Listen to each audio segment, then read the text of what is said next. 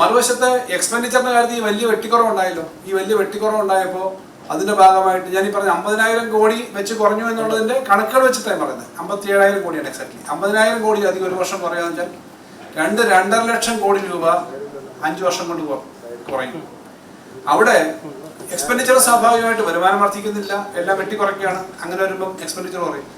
നമുക്ക് ഒന്നാം പിണറായി സർക്കാരിന്റെ സമയത്ത് ഒരു വർഷം ശരാശരി 1,15,000 കോടിയാണ് നമ്മൾ ചെലവാക്കിക്കൊണ്ടിരുന്നത്. പക്ഷേ അതിപ്പോ ഈ ഘട്ടം വന്നപ്പോൾ ഇതുവരെ 1,65,000 കോടി എന്ന നിലയിലേക്ക് ആവറേജ് ഗ്രോത്തിലേക്ക് നമുക്ക് വരാൻ പറ്റും.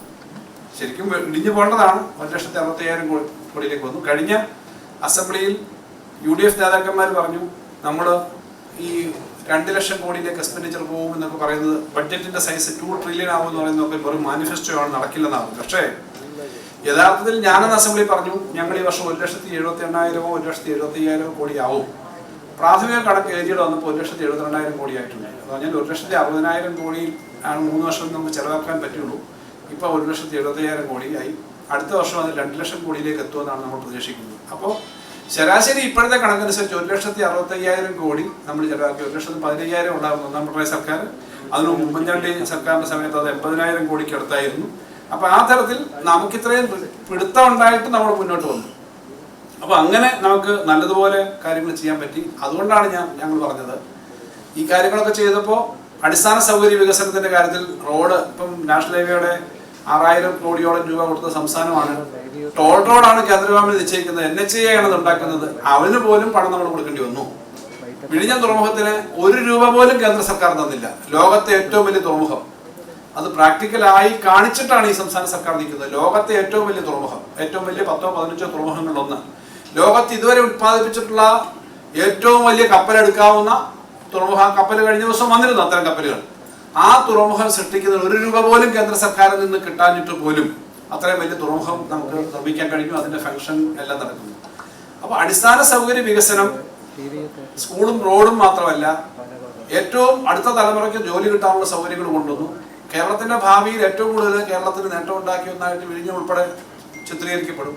അതിനൊപ്പം സാമൂഹ്യക്ഷേമ പെൻഷനും സാധാരണക്കാരുടെ സൗകര്യങ്ങളും എല്ലാം കൊടുക്കാൻ വേണ്ടിയുള്ള ശ്രമം നടന്നു. ഇടയ്ക്ക് ഈ വലിയ സാമ്പത്തിക പ്രതിസന്ധി വന്നപ്പോൾ 5 ഗഡു വരെ നമ്മുടെ ക്ഷേമ പെൻഷൻ മുടങ്ങുന്ന സ്ഥിതി വന്നു. അത് ഇപ്പൊ ഇന്ന് മുതൽ ഈ മാസത്തെ ക്ഷേമ പെൻഷൻ ഇപ്പോൾ 1 ഗഡു കൂടി കൊടുക്കുകയാണ്. എന്ന് പറഞ്ഞാൽ 5-ലും 3 ഇപ്പോൾ കൊടുത്തു കഴിഞ്ഞു. അത് കൊടുത്ത് തീർക്കാൻ പറ്റും എന്നുള്ളത് ബഹുമാനപ്പെട്ട മുഖ്യമന്ത്രി പറഞ്ഞത് അനുസരിച്ച് എല്ലാ കാര്യങ്ങൾ വരും. അപ്പൊ ഇങ്ങനെ എല്ലാം ചെയ്യുമ്പോൾ എന്താ പിന്നെ ഞാൻ ഈ പത്രസമ്മേളനം വിളിച്ച് പറയുന്നത്, ഇതൊക്കെ ചെയ്യുന്നത് പറയുന്നതല്ലേ. ഞാൻ വീണ്ടും ആവർത്തിച്ച് പറയുന്നത്, കേരളത്തിന് കിട്ടാനുള്ള പണം കേന്ദ്രം തരുന്നില്ല എന്ന പ്രശ്നം ഇപ്പോഴും നിൽക്കുകയാണ്. നമ്മൾ ഈ വർഷം നമ്മുടെ ആകെ ചെലവിന്റെ റവന്യൂ ചെലവിന്റെ, ഇന്ത്യയിലെ ശരാശരി റവന്യൂ ചെലവിന്റെ സംസ്ഥാനങ്ങൾക്ക് കൊടുക്കുന്നത് 53% ആണ്. ഇത് റിസർവ് ബാങ്കിന്റെ സ്റ്റേറ്റുകളുടെ ഫിനാൻസിനെ സംബന്ധിച്ചുള്ള സ്റ്റേറ്റ് ഫൈനാൻസസ് എന്ന് പറഞ്ഞ റിപ്പോർട്ടിനകത്ത് വന്ന കണക്കാണ്. 53% of the average revenue expenditure of each state is met by the revenue share or revenue division or tax division from the union. അത് ഇവിടുന്ന് കളക്ട് ചെയ്യുന്നതാണ്. പക്ഷെ കേരളത്തിന് ഈ വർഷം അത് 26% താഴെയാണ്.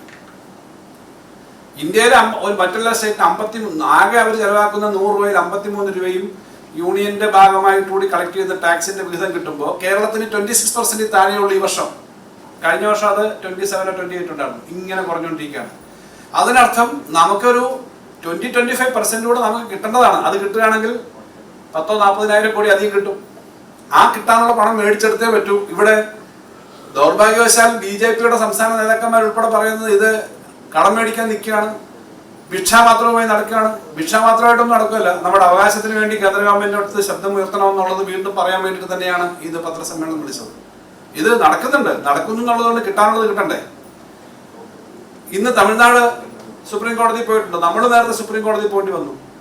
കാരണം നമ്മുടെ കിട്ടാനുള്ള അർഹമായ പണം പോലും തരാതിരിക്കുന്നതിനെതിരെ കോടതി വരെ പോണ്ടി വന്നു. അപ്പൊ ഞാൻ ഈ പറഞ്ഞ കണക്ക്, ഇത് നമ്മുടെ കണക്കിന്റെ ഭാഗമായിട്ട് തന്നെ 26% താഴെ നമുക്ക് കിട്ടുന്നുള്ളൂ.